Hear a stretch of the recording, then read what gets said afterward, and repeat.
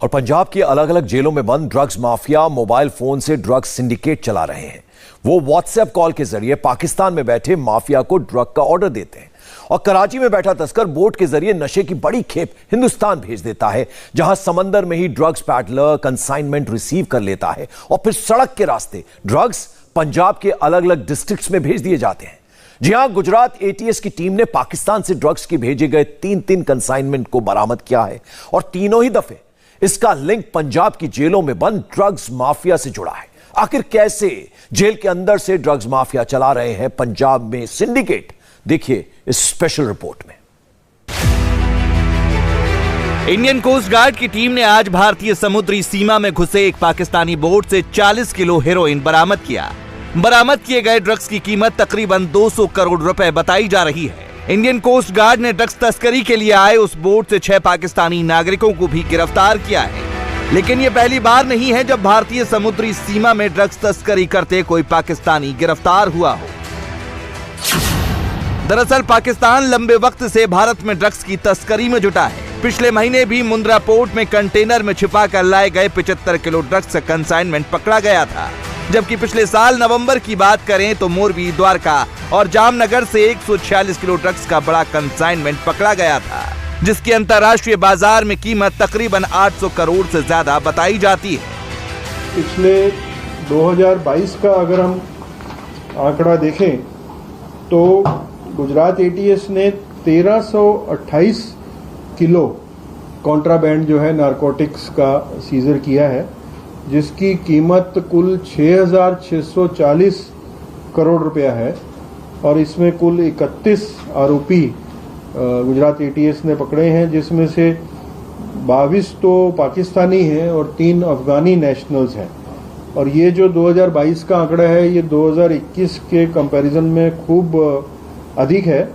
2021 में 292 किलो जो है वो कॉन्ट्राबैंड नारकोटिक्स जो है वो पकड़े गए थे, जिसकी इंटरनेशनल मार्केट में कीमत 1461 करोड़ रुपया थी और 36 आरोपी पिछले साल पकड़े गए थे। तो पिछले साल की कंपैरिजन में लगभग 5-6 गुना जो है इस बार ये नारकोटिक ड्रग पकड़े गए। दरअसल पाकिस्तान नीले समंदर के जरिए इस जहरीली साजिश को अंजाम देने में लंबे वक्त से लगा है और बुधवार को गुजरात में पकड़ी गई ड्रग्स की खेप उसी जहरीली साजिश की अगली कड़ी है। सवाल है, आखिर पाकिस्तान से तस्करी के जरिए आने वाले ड्रग्स की इतनी बड़ी खेप कहां जाती है? आखिर ड्रग्स का ये सिंडिकेट काम कैसे करता है और इसके पीछे कौन है? पंजाब की जेल से चल रहा ड्रग्स माफिया का खेल। पंजाब की जेल में एक्टिव है international drugs syndicate. International drugs syndicate के सीक्रेट सी रूट का पर्दाफाश। पाकिस्तान टू पंजाब वाया गुजरात का ओपन सी रूट। हमने आपको कल भी यह रिपोर्ट दिखाई थी कि कैसे पंजाब ड्रग्स माफिया के शिकंजे में बुरी तरह से फंस चुका है और कैसे वहां नौजवानों की एक पूरी पीढ़ी ड्रग्स की लत में पड़कर बर्बाद हो रही है। सरहद पार से भेजे जाने वाले ड्रग्स की खेप आपको यहां खुलेआम गली गली में बिकती दिख जाएगी। पंजाब के अमृतसर का मकबूलपुरा गांव नशे के सौदागरों के जाल में फंसकर कैसे बर्बाद हुआ और कैसे वहां एक गांव से मर्दों का नामो निशान मिट गया, आपने ये भी देखा। लेकिन इतना कुछ होने के बावजूद पंजाब के मकबूलपुरा की गली गली में ड्रग्स के सौदागर खुलेआम मौत बांट रहे हैं, क्योंकि पाकिस्तान से ड्रग्स की सप्लाई जारी है, जिसे पंजाब में बैठा ड्रग्स सिंडिकेट खुलेआम बेच रहा है। दरअसल पाकिस्तान से जो ड्रग्स का कंसाइनमेंट आता है उसका सबसे ज्यादा हिस्सा पंजाब में ही खपता है। अमृतसर के पुलिस कमिश्नर ने भी मंगलवार को इंडिया टीवी के कैमरे के सामने यह कबूल किया था कि पंजाब में ड्रग्स के काले कारोबार के पीछे पाकिस्तान का हाथ है, जो यहां कभी ड्रोन से तो कभी सी रूट के जरिए ड्रग्स की सप्लाई कर रहा है। जब भी हमें कोई रिकवरी होती है हम उसके बैकवर्ड लिंक पे जाते हैं कि ये कहाँ से लेके आया, तो बैकवर्ड लिंक वाले जो हैं उन पे भी कार्रवाई की जा रही है। हाँ, ये सही है कि भी हमारी प्रॉक्सिमिटी है इंटरनेशनल बॉर्डर से, तो वहाँ भी उधर से भी porous border through aerial route आजकल नया ट्रेंड है, तो वहाँ से भी सप्लाई है। बाकी जो लार्ज स्केल न्यूज़ में पढ़ा जा रहा है कि भी बहुत बड़े कंसाइनमेंट्स पोर्ट सी रूट से भी आ रहे हैं, तो जो हमारी सिटी है इसमें उसको टारगेट बनाया जा रहा है एज ए कंज्यूमर, क्योंकि यहाँ पर एडिक्ट्स हैं तो स्मॉल क्वांटिटी में उसको बेचा जाता है एडिक्ट्स को, बट हम लार्ज कमर्शियल क्वांटिटीज भी हमने कुछ रिकवर करी हैं, तो हमारा सस्टेन्ड एफर्ट इस बारे में जारी है। हालांकि अमृतसर के पुलिस कमिश्नर ये तो कबूल कर रहे हैं कि पंजाब में ड्रग्स पाकिस्तान से आ रहा है, लेकिन पंजाब में इसका धंधा कपूरथला की जेल के अंदर से कैसे ऑपरेट हो रहा है, इसका जवाब आज इंडियन कोस्ट गार्ड और गुजरात एटीएस की टीम के जॉइंट ऑपरेशन के बाद मिला। अब ये जो डिलीवरी है, जो माल मंगाया गया था, उसमें एक नाइजीरियन नेशनल है जो अमृतसर की जेल में अभी बंद है, और साथ में एक नाइजीरियन नेशनल का नाम है अनी चीफ ओबिना एलियस चीफ, और दूसरा जो है वो महराज रहमानी सन ऑफ अब्दुल सत्तार, वो कपूरथला जेल में बंद है। ये दोनों फिलौर में एक केस में एक 1 kg हीरोइन के केस में पकड़े गए थे, और ये दोनों जेल में बंद हैं। इन लोगों ने ये माल मंगाया था और ये 2 लोगों को डिलीवरी के लिए भेजा था, और जो पाकिस्तान में जो ड्रग लॉर्ड है अब्दुल्ला, कराची में जो बैठा है, उसके साथ इनकी बातचीत चलती थी।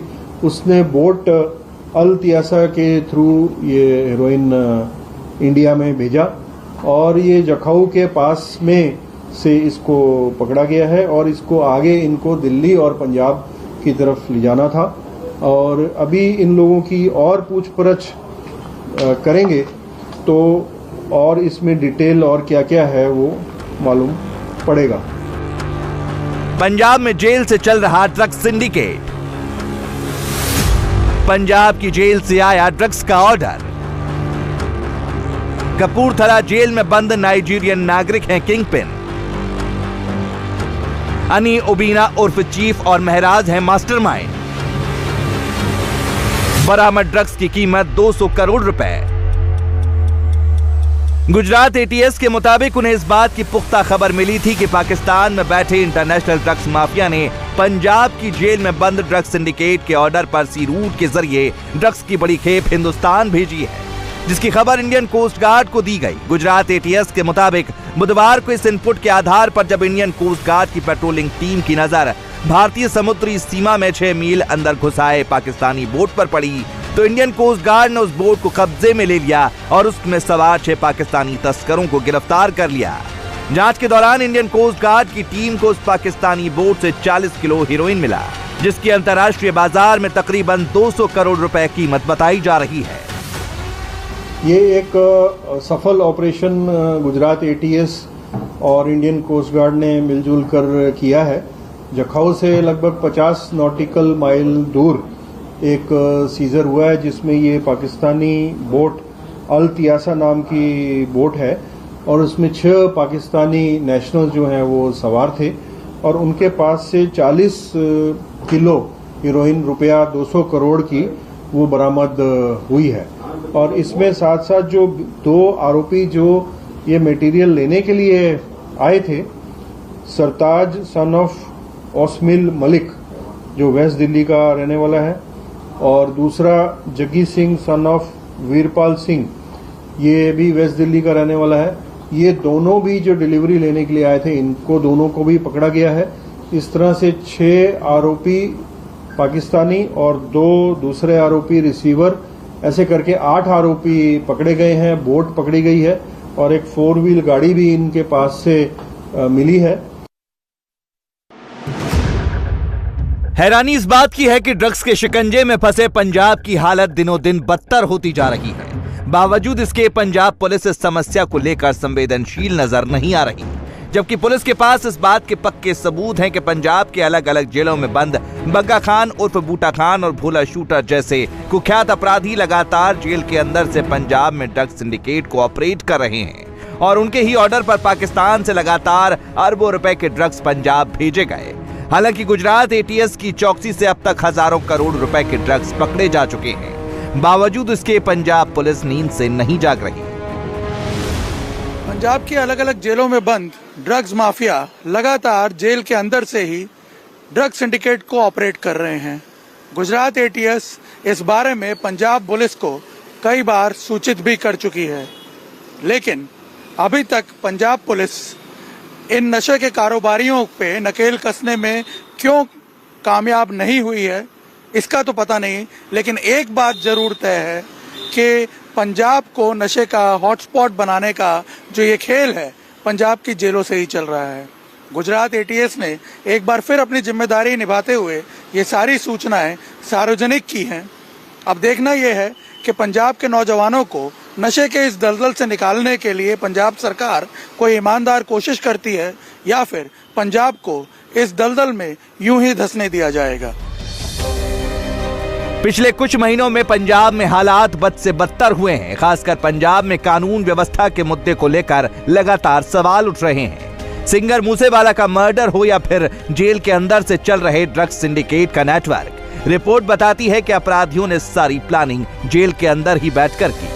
अनफॉर्चुनेटली बदकिस्मती से जेलों से ज्यादा सुरक्षित कोई स्थान नहीं है इस तरह की गलत नापाक हरकतें करने के लिए, जो कि बेसिकली राष्ट्र के विरोधी ही हैं। जेलों में बैठ करके, सभी जेलों की बात कर रहा हूं, मूसेवाला का मर्डर प्लान हो जाता है, बाहर विदेशों से तार जुड़ जाते हैं, बाहर से हथियार आ जाते हैं, एक्सप्लोजिव्स आ जाते हैं, फेक करेंसी आ जाती है, हर चीज आ जाती है। और ये नेटवर्क जो है आमतौर पर, जैसे कि अब सारा पर्दाफाश ही हो गया है कि सारी बातें जो हैं प्रिजन हाउसेस से ही हो रही हैं। और पंजाब से हाल के समय में जो ड्रग का जो स्मगलिंग हुई है उसका ये चौथा उदाहरण है, चौथी बार आई है। 2 बार पोर्ट्स पे आई थी, आई थिंक कांडला या मुंद्रा या ऐसे कोई पोर्ट्स थे, और एक बोट जो है वो पकड़ी गई थी रन ऑफ कच्छ में हाई सी पर ही, जिसमें कि ड्रग्स भरी हुई थी। 3 तो कम से कम साफ हैं, इसके अलावा और जो स्मगलिंग हो रही है अलग अलग जगहों से वो अलग हो गई, और अब जो है ये चौथा इंसिडेंस हो गया। हैरानी इस बात की भी है कि एक तरफ जहां अपराधी जेल के अंदर बैठकर अपना सिंडिकेट चलाने के लिए नई नई टेक्नोलॉजी का इस्तेमाल कर रहे हैं, तो वहीं पंजाब के जेल में आज भी अपराधियों की जांच पुराने तरीकों से ही की जा रही है। वहां की जेलों में अब तक ना तो 4G मोबाइल फोन सिग्नल के लिए जैमर लगाया गया है और ना ही वहां मुलाकातियों की जांच के लिए नए स्कैनर ही खरीदे गए हैं। एक RTI में इस बात का खुलासा हुआ है कि पंजाब की जेलों के आधुनिकीकरण के लिए पिछले 6 साल से कोई खरीदारी नहीं हुई है। जाहिर है ऐसे हालात में अपराधी आराम से जेल के अंदर बैठकर मोबाइल फोन के जरिए अपराध को अंजाम दे सकते हैं, वो भी पुलिस की सुरक्षा में।